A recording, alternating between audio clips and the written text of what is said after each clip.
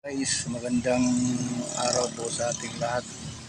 Ngayon guys, mayroon po akong tip na ibibigay sa inyo.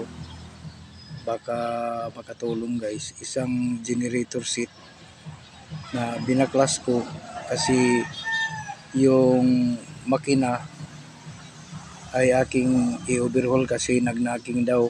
Pero bago noon mabaklas yung makina, uunahin natin pagbaklas yung generator. Kaso nga lang itong naiwan pa itong rotor ng generator kasi sobrang tigas guys. Yan lang naman talaga ang pisa sa generator na sobrang tigas. Kaya ngayon ipapakita ko sa inyo tip lang kung paano ko babaklasin at sana naman ay makatulong din.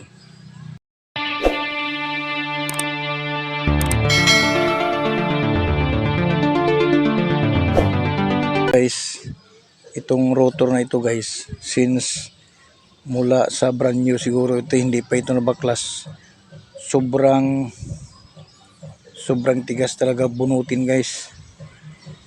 Saka pahirapan dito pagbunot ng ganitong rotor ng generator guys. So tip ko lang, kasi ganito ako pag nagbunot ng rotor.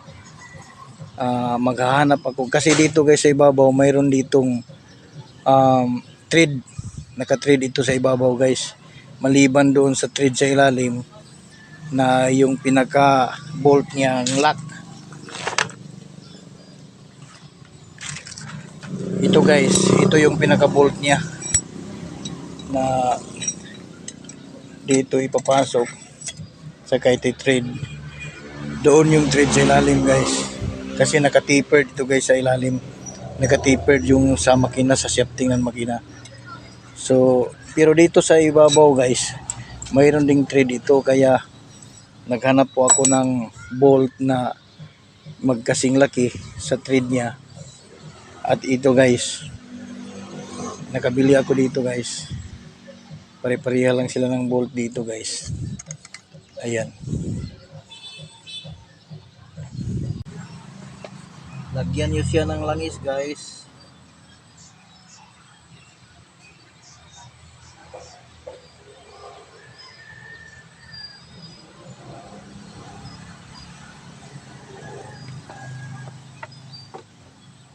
Pupunuin nyo siya ng langis, tapos ititiplon nyo siya.